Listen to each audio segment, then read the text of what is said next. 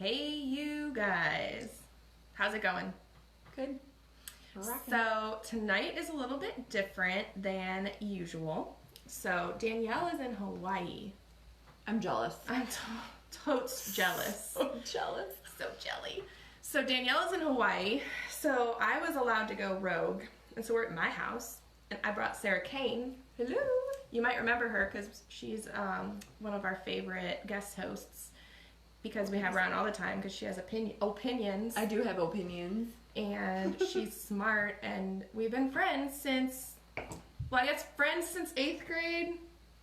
We've known each other since 6th grade. Yeah, it's been a minute. Yeah, I'm going to go off script here because it just dawned on me that they need to know the story. Oh, our backstory. Our backstory. We were not always friends. No. What did I do to you in 6th grade? Got me fired from the school store. In fairness, I was late, like, all the time. Mm-hmm. However, she did get me fired. But then we bonded and became friends. And then we were kind of like, I don't know, frenemy. That's not the right word. No, we were always friends. We were just high school girls. We were high school girls. We were high school girls. And so we liked each other and we didn't like each other and we fought, but we were, like, still really good friends. Yeah, we sometimes, like, dated the same boys, at least at different times, but... It happened. We, like 8th grade relationship boys. I love that I got you fired from the school store, mostly because it was just like, I was an Enneagram 1 before I knew what an Enneagram 1 was. And I was a perfectionist, and I'm like, she is not doing what she is supposed to be doing, and that is to be here on time. It's true. I blame my brother. He probably isn't watching this, so I'm going to blame TJ Edwards. TJ? That is what you blamed in 6th grade. You're like, my brother is Thomas James. Yeah. Yeah. Let's blame him. Anyways, so we're here tonight to talk about adult friendships because I figured who better to talk about it with me than someone who's still my friend for 2/3 of my life. It's true. That means like we met when we were 11 and we're 21, so we're totally 21. Yeah, no, we're 35-ish. What is it? Monday? Yeah, on Monday I'll be 35. Join the club. So you've known me a long time, and you're still my friend. I am. And I'm still your friend. It's true. And as a good friend does, she brought beverages for our sip of solidarity tonight. What? This is Clink. Rosé cider. Yeah. Woodchuck cider? Woodchuck cider Rosé. / rosé. It came in a pretty pink can. I don't know. It's beautiful. It's weird. Look at how fun that looks against like our navy blue. Yeah. Oh, it's like we coordinated. I know. We even matched the wall. Okay. Anyway. So, we're going to start with who are your friends? And we want you guys to chime in if you were watching this live, or even if you're watching it back later or listening to the podcast, send us questions, comments on it with questions. Or just your comments, your thoughts, your reactions and your responses. So we really like for this to be a conversation. So please do that. Even if you do it later when you're watching it back, we will respond. For sure. So we're going to talk about who are your friends? I'm trying to figure out how to share this on social, but okay. Who are my friends? Sorry. I just think it's funny. Who are my friends? You. Me. Yeah. So this is a weird question for me because most of my friends that I have as adults I've known for a really long time. A lot of 2 really good friends from high school, a group of friends from college, and a lot of my good friends that are local that aren't you are family from like specifically my husband's like my sister-in-law and cousins and stuff like that. Yeah. And then there's like neighbors and like people like that, but I think like my close people, those are my close people. Yeah, I find that the ones that I'm probably the closest to are also those ones that have been around a long time. I mean, even though those relationships come and go, like, just because of distance or whatever. Like, when we were in college, we didn't talk as much. It's not because we didn't like each other. We just, like, literally lived in different states, and Facebook didn't really exist yet. So how could we possibly stay good friends during that? Yeah. And what I always find is, like, there is also just a really cool thing about old friends like that. Like, they're the people, this is on a sad note, but, like, they're the people who show up when someone passes away. Yeah. They're the ones that show up when you have a baby. New friends do that, too, but there's, like, I just always find it interesting that it's those old friends that even if you haven't talked in like 6 months, if they know something like that happened, like they show up. They show up. My grandfather passed away last August, and like it was amazing to me, the people that showed up, because to me those are the people that like knew that like my grandpa wasn't just my grandpa. He was like one of the main people in my life. And so like for most people at like age 35, like you're gonna lose, or 34, you're gonna lose grandparents, but like people knew that he was really important and special to me, and they showed up for those things. But those are the people that pop by your house when you've had a baby and don't care that it's a mess, or the baby's crying, or that you're nursing, or like things like that. And it was really reflective of just like, we may not talk all the time, but like who really has your back. And I think it's also really awesome, like if somebody were to call and like I've had a bad day about a situation that's been like a long-standing situation, that they know the backstory. Yeah. Like you don't have to explain it. Yeah, no, like hey, you know so and so, and like the relationship I have there. Well, this is what's going on. Like, and they're like, wait, yeah, I get the it. latest development in the whatever saga, and you're like, oh, that, you know, because I've known that this has been going on since we were in 8th grade. Yeah. Or like I'm like, hey Sarah, did you know I'm an Enneagram 1? And she's like, yeah, I could have told you that 10 years ago, because I just know it. I think what's funny to think about is Bridesmaids. I've always seen Bridesmaids as like The barometer. it's so epic at the time. It's so epic. And I feel like it's this picture. It's just this snapshot of where you are at the moment. of that very moment. And like, if you could get engaged 6 months earlier or later, like the whole thing would be different. Yeah. Do you feel like your Bridesmaids would have changed at like different points, or do you think it would pretty much be the same? There are probably most of my people that would still be involved in some way in my wedding. There would probably be more people added. Specifically members of like John's family that like I didn't really know.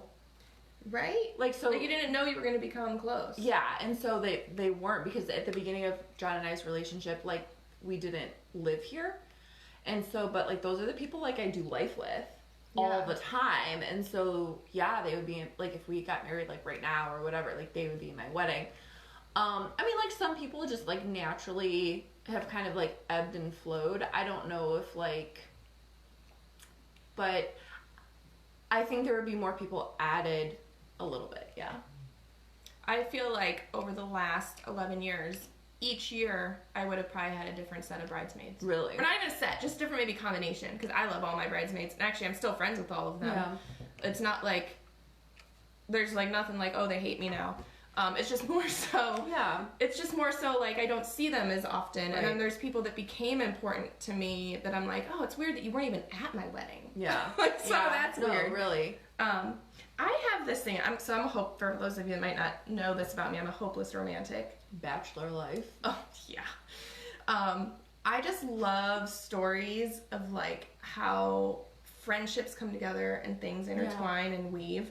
And I have this weird thing about me that like when I become super close with somebody, like I can't see it coming, but I can always remember in the past having met that person. Like the very moment I met them. Really? Yeah, in like crazy ways.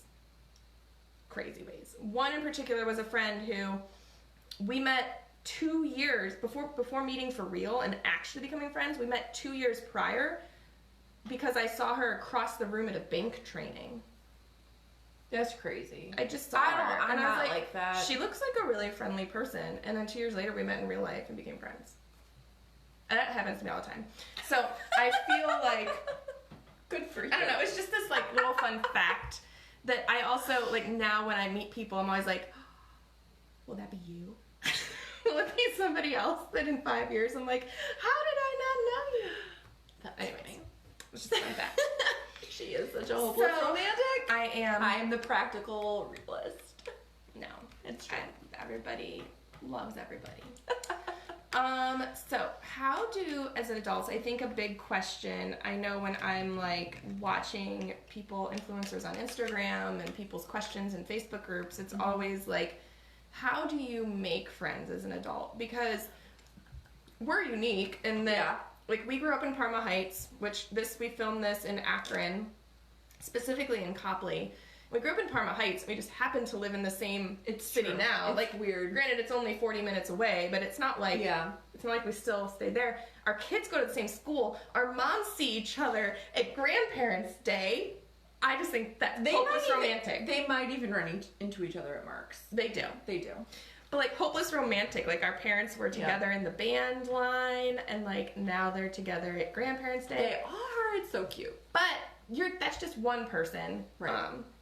Like, we need more friends than that, and a lot of people either don't have that or they moved away. Right. They're in a new space. Like, how do you make friends as an adult? And if you guys that are watching have good ideas, drop them in the comments. Where have you met the friends that you met as an adult and that you built that friendship with? I know we already shared the example of family, that if you do get married and you start like building relationships with those family members, or you inherit, you know, your spouse's friends into your life. You know what? I am very blessed. I joke that John got the short end of the stick because like my friends, besides like you guys, like don't really live here. My college friends are like all over the country, but I got to marry into an amazing family. Like, truly amazing. But also, like, he has a lot, like, he went to the University of Akron, and like a lot of his fraternity brothers and their now wives are here, and they're amazing people. That is super lucky. Like, super lucky. And so I've been really fortunate in that way. But I've heard people, you know, like, there's a Bumble app, part of Bumble. There's Bumble BFF. Yeah. And like Meetup and PTA meetings. There was one tonight. PTA. We were not there. Nope. Bad moms. Anybody's seen that show? Hashtag Bad Moms. That's Sarah and I. I happen to be named Amy, so I think maybe there should be a coup. So I think the hard thing as adults is making the time to show up for yourself by showing up to meet other people. So my thought is, wherever you are, it's finding places to show up. Maybe it is the PTA meeting. Maybe it is the church life group. Maybe it is the preschool play group. Yeah. Maybe it's library. And maybe Cub Scouts, dance. Yeah.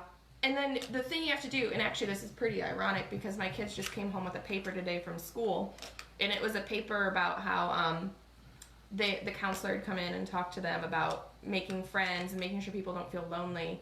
And it was all about, like, just start by saying hello. And so they had this conversation with kids about just say hello. And I'll never forget, like, I was at McDonald's once with a couple of friends, and our kids were playing, and there was another mom there that I didn't know, and her kid looked left out. So I was like, hey, Nathan and Noah, like, go ask that little kid to play. Yeah. Like, he looks left out. And then they went off to play, and I thought, I should go ask that mom. Why? Okay. Why didn't I invite her to my table? I was terrified. And it's not because I was, like, having this great conversation, because honestly, the friends I was there with were off playing with our children, and I was sitting and relaxing. But I think so, like, my daughter, my oldest, can, like, make friends wherever she goes. Like, she's super talkative. She's, like, a million miles an hour, and she can talk to anybody. And so I feel like I used to be like that, and now I'm like, I'm tired. I am tired. I'm exhausted. And so, like, sometimes, like, building a new friendship as an adult takes a lot of work. Yeah. Well, and especially if you're an introvert, and you might not believe this about me, but I am an introvert. It just really helps you guys are on the other side of the camera. If you were sitting in this dining room, I wouldn't have nearly as much zing and pep. I would be really nervous. Yeah. But yeah, it's showing up and then being open to saying hello and being open to, like, get somebody's number and say, hey, like, our kids really enjoyed playing together at the park. Yeah. why don't we like hang out? So like putting yourself out there. And I think making the time to do that, as moms, we tend to like be a martyr and not do anything for ourselves, including going out with friends. Just because your most important job is being a mom doesn't mean that like you cease to exist. Right. For sure. There's been so many times where I've heard moms say like moms that are older than me that say like my kids are going off to college, I don't even know who I am anymore. That's sad. Yeah, like you need friends, you need your spouse, you need that time. And so make that time, make that effort. And if you're in that super baby stage, like then do those things with your kids. Go to play dates. It's exhausting. But yeah. It is exhausting. It is exhausting. I know, and I have to do it, but it's tiring. And it takes so long to really get to know the person. And I think that is like one thing that as kids, like you just like naturally spend a lot of time with your neighbors, the people you go to school with. Like think about even in college. I mean, we both went away to college. Yeah. And I mean, when I was in college, like I'm literally sitting here texting with my my college roommate that I met at 18 years old because we think her water just broke. Maybe. But like, so like I've had those relationships, but I literally lived with this person for 4 years. And so yeah, we were like, I mean, we chose to live with each other after that, but like we got to know each other really well in those 4 years and all of my friends from college because we were with each other constantly. And so like after college or you know, sometimes if you like move away and you're with a new job and like that's like your whole life, it's easy to spend a lot of time with those people. And I think that like once life starts getting busy, it's really hard to be like, okay, I need to go get a cup of coffee with this person I don't even know to build this friendship, where it's like, yeah, but like I do have these relationships I still need to keep up with. Yeah. So I think it's a tricky balance for sure. It is. And then like actually keeping up with those friends that you do have, because maybe half the battle is just not losing the friends you have instead of having to make new ones. Again, that's different if you like moved, so I don't want to be insensitive to that. Yeah. But like being intentional, and I can't even count the number of times I've plugged to this app, but you all need to get Marco Polo. For sure. Like, you need to get Marco Polo because you will feel like you had coffee with your friend every single day, 3 times a day. Yeah. Sarah and I are in Marco Polo all the time. We do. And a week ago, I was like upset about something, I don't know, and I was whining to my husband about it. And he's like, I said something about like how talking to Sarah makes me happy. And he's like, well, how can we make more time in our schedule for you to talk to Sarah? And I was like, oh, don't you worry, sir. We talk 3 times a day. I'm like, I actually have plenty of opportunity to talk to Sarah. But it's because of Marco Polo. It's not because we see each other in person that often. I see her kids more than her. Yeah, she watches my kids after school 3 days a week. And Andrew picks them up. Yeah. I only see her through Marco Polo or when I make her come on a podcast.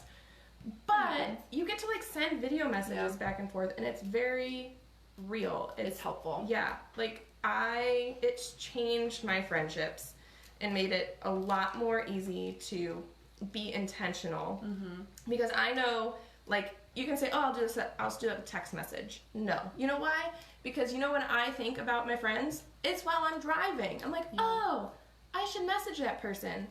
Shouldn't do that on a text message. But hey, my phone's mounted up here. I just pressed start video, and I'm like, hey. You want to see the reactions too. Yeah. But yeah, I mean, I think you do have to be intentional. I think that there are ways to carve out like bigger chunks of time. And it is hard at different stages of life. Like my youngest is just about to turn 1, and like she was a baby that like never took a bottle and was just really, really tricky. And so really to get any time away was really, really hard. But like coming up in a couple of months, I'm actually going away for a couple of days with my college friends, which is, I still don't know logistically how this is going to happen, but like... But you're going to make it happen. But I am going to make it happen because it's really important. And these are people that I really want to invest in that relationship, so I'm going to make it happen. But you have to, like, I am still not just a mom. And I'm not just a wife. Like, I still am the person that I am. And you still, anybody needs friendships. And I was talking to my husband, like, before this, and this is not just a female issue. Yeah, he wanted to come be on the show tonight. He did. I would have let him, but it was somebody too late. has to watch the kids, right? Yeah. Somebody does. Somebody does. So, but, I mean, it is, like, how do you balance friendships, getting new friendships, maintaining what you have, understanding that some friendships are really just like, I would call them season of life friends. Mm-hmm. They're not going to be forever friends. Which, what do we do with that? How do you like go into a friendship understanding it's a season of life? Or do you have to go into it understanding that? I don't think you have to. And then how do you deal with it when the season's over? I mean, a lot of times it'll naturally, think about coworkers, right? So like, coworkers naturally change. If you change jobs, and I mean, sometimes like you live far away from this person, a lot of different things, and you may be able to become best friends with somebody. I don't want to say like, oh, I'm only friends with you because we work together. But sometimes that is the only reason you're friends. Right, but you don't have to but say it's still like, right, but that's still a meaningful friendship. Like, I don't know anybody that says, you know what, I have such a stress-free job that I don't need to know. I don't have anybody that I can relate to, and that's perfectly fine. Like, yeah, we everyone all needs that ally. Need somebody to be like, I got your back. I understand what you do 8 to 10 hours a day. Yeah. Like, I mean, I can talk to my husband about a whole bunch of stuff, right? But at the end of the day, I don't really understand exactly what he does. He needs somebody to know. Do you just nod and smile? Yeah. I'm like, he just won a big, like, the company he works for just won this big award, like, in his, like, division. And it's amazing. I don't really understand how big of a deal it is, but it's a really, really big deal. And so it is important. But, like, let's say that he changes jobs tomorrow. I don't think he's going to be maintaining some of those friendships. Yeah. Fair or unfair, I think that's reality. But I don't think that that's a bad thing. Yeah, it can feel bad at the time, and I feel like you can start to question, like, was it real? It was real. It's just that it's not realistic to maintain things when you're not in proximity in some way. How many people currently work in your office? There's 10 of us total. Okay. So, I don't want to put you on the spot, but would you say that you... I just met these people 5 weeks ago. Well, right. Okay. But I like them. But in fairness, do you think that in your entire, like, friend life that you have 10 people that you are, like, actively making time and space for? No. So, like, how realistic is it to say, I'm going to add another 10 people to my already, like... Forever. Yeah. Like, if I leave that job, I'm taking all 10 friends with me. And then plus the next And then plus the new job. It's not realistic. I mean, I work in an elementary school, so, and it's a small elementary school, but it's still like 30, 40 people. I just saw my friend Becky sign on. Hi, Becky! She's another friend of mine that Am I going to see her next week? Yeah. Woo! And, she's another example of a friend. Like, we don't have to see each other all the time. Yeah. But, like, we still know the other person's there. We happen to have our families happen to have a mutual love for board games. That's fun. And so we try to get together once a month to play games. It doesn't happen once a month, but it's our intention. But the beautiful thing is we never show up and then go, where you been? Why haven't you been here? I cannot stand that. Like, it's just so, like, it's like, okay, like, we all have lives and, like, these little humans that, like, demand things of us. And, like, these little humans. Yeah, it's like, we're talking about being intentional and holding space, but sometimes it doesn't happen. And sometimes schedules conflict. But when you show up, just be thankful you're with the people. I just think that's something Becky's always been really, really good I think that, like, Becky. I think that it just shows where people's hearts are at when, like, I'm gonna be honest, like, having multiple babies is hard and tricky sometimes, or like just like life change can be hard, and like people who get offended that you've had a life change and can't make you top priority. I don't know if that's like, personally, I would say that that's not healthy. Especially because life change often is like a season. So we have seasons where you meet somebody and they're only your friend for a season. And then we have seasons where we just don't have the friendship and the like resources to give because we're going through something like birthing a human or starting a new job or moving or divorce. I've known a lot of people that go through divorce and they feel like they lose all their friends because or their friends have to take a side. Oh, that's like really hard when your couples are friends. And I know like some have even said like it's hard to keep friends after you get divorced because people are used to hanging out with you as a couple and now they're like, well, how do you fit here anymore? Like we're not double dating anymore. It's we're not so sad. It is. And like so. But the same as like when you get married and you have kids, especially depending on where you are in that. Like my husband and I had kids first of all my friends. You were definitely my guru when it came to a lot of things. Yeah. No, I knew nothing when I had a baby. I went to Babies R Us and I was like, there are 3 strollers. There is cheap, expensive, and in the middle. I'll go in the middle. And that is how I shopped. Like I didn't know what I was doing because I was the first and Pinterest was not a thing yet. I'm old. And it was a thing, but it wasn't like it is now. You're not old. You just had babies before the rest of us. It's true. Because you're older than me. It's not that. It's true. So, but point being, like, that changed my friendships. It did. Because suddenly I had a human at home, and I couldn't just go out on a whim or late at night. Like, it changed things. Yeah. It does. Especially if you're, like, the first or the last. I would say. I know that I have, I hope I don't like call them out completely, but my brother and my sister-in-law, like my brother-in-law and sister-in-law, they were the first of their friend group and of our family to have a baby. And so they were kind of like trial by fire, and I know that their relationships with people changed. And like their son, their first one was like a super easy baby, but like that doesn't matter. Like it really did fundamentally change things. And so like if you're not understanding that some things like change, then you're not a good friend. You're not. Like, I mean, you may be like a season of life friend. And that's fine. Yeah. I know that like I have 3 kids because I'm an insane person, but once I had my 3rd baby, people like pieced out on me.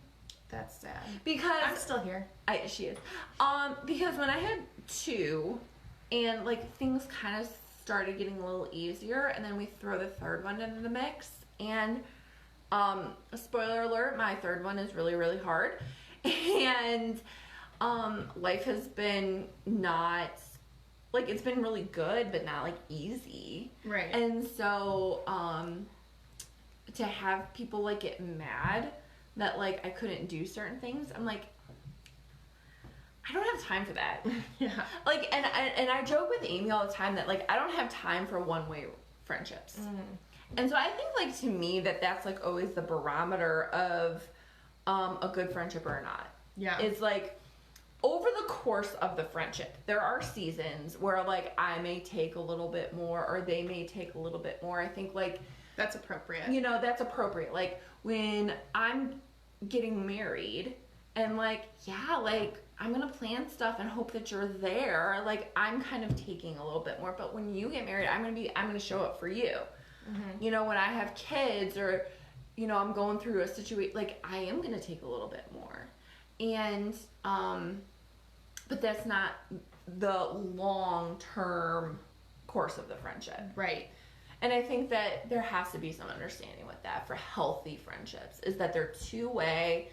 You're both equally invested in the give and the take of friendship. Yeah. Yeah. I think it's important too, like, to not feel like you have to be that perfect friend to everybody. I think we can take this all or nothing approach of like, well, I don't have time, so now I'm just not going to put effort into any of my friendships. Or, oh, I need to run myself ragged because anyone who ever wants to spend time with me, I have to say yes. I heard an internet friend of mine, a friend that has a podcast. Her name is Jeanette Tapley, and her podcast is It's Time for Coffee, and it's a good podcast. You should listen to it. She has, in her case, 5. I'm going to lower it to 3 because 5 to me sounds like a lot. It does sound like a lot. She must be really awesome. She is really awesome. And yeah, but she has 5 friends. Like, she just sat down in some quiet time with herself and picked 5 friends that she was going to consider her yes friends. And what that meant was if that person asked her to do something or asked her to show up, her answer was always yes. Within reason, obviously.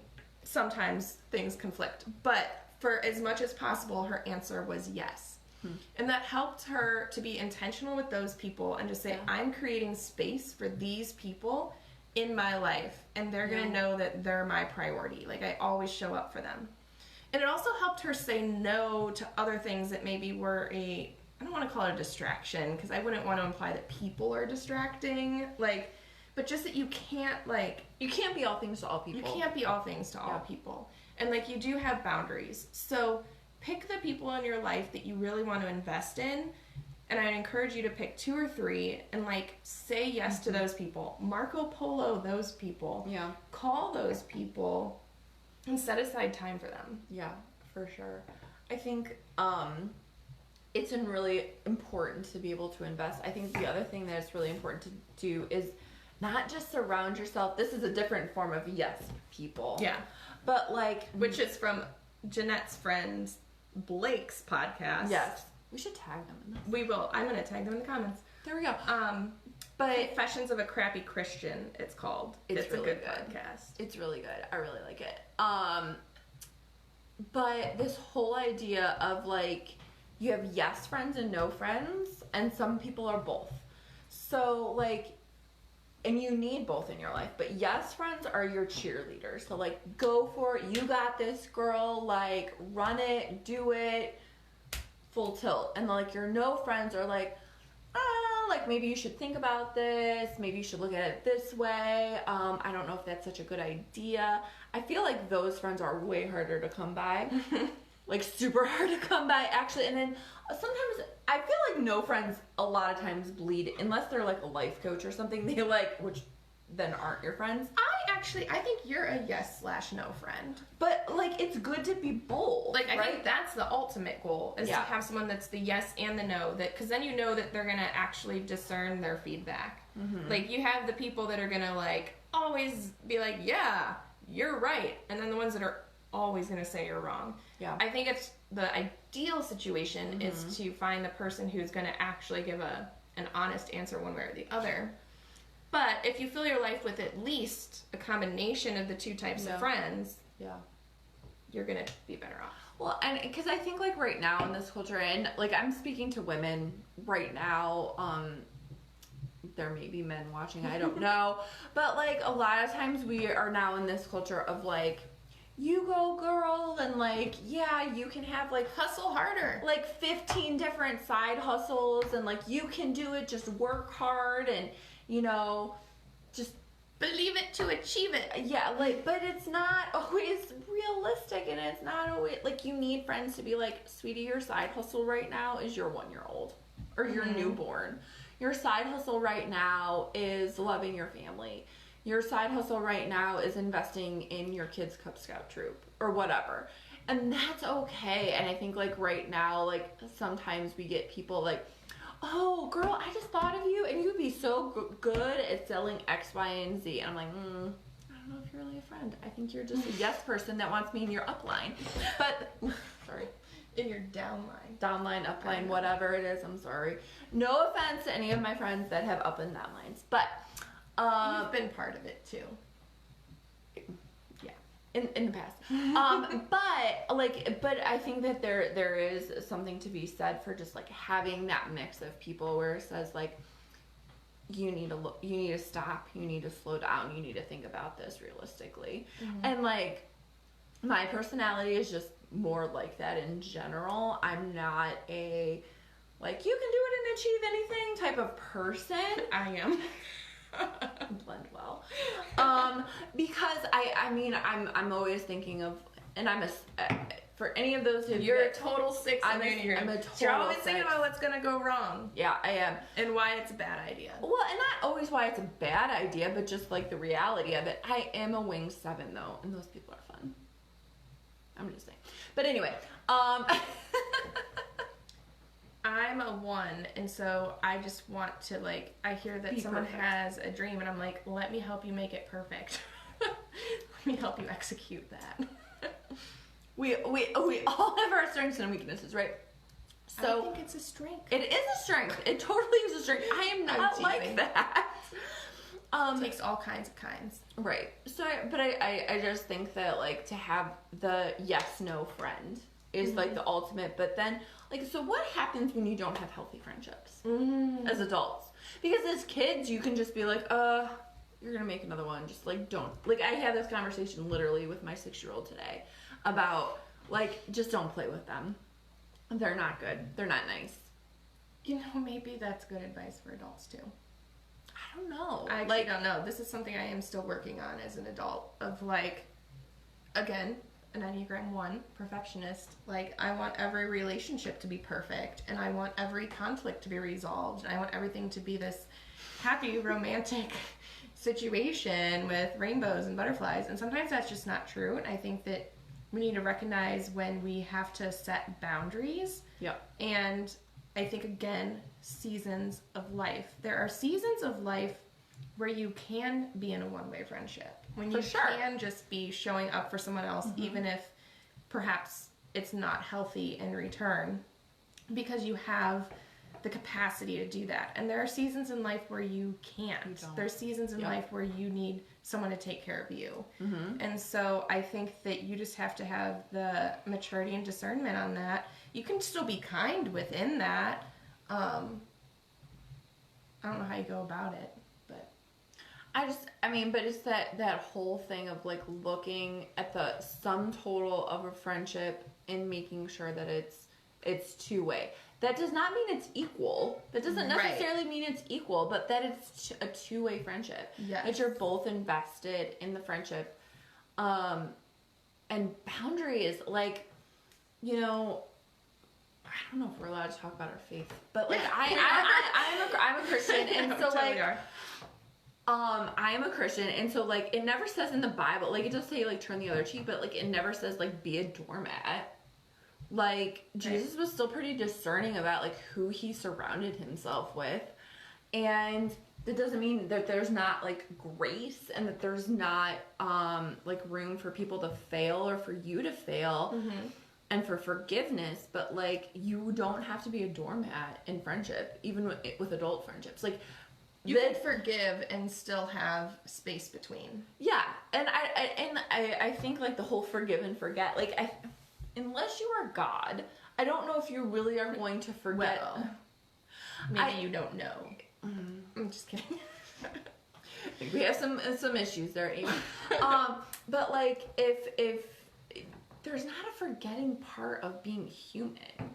Yeah. But there is something like with boundaries, and like boundaries are helpful. Like I heard an analogy one time of like a kid's playground, and it was a square playground, and it was a busy street on all four sides, and that was incredibly dangerous because there was like the kids could play wherever they wanted, and things could go wherever they wanted, but cars could, you know, kids could have problems.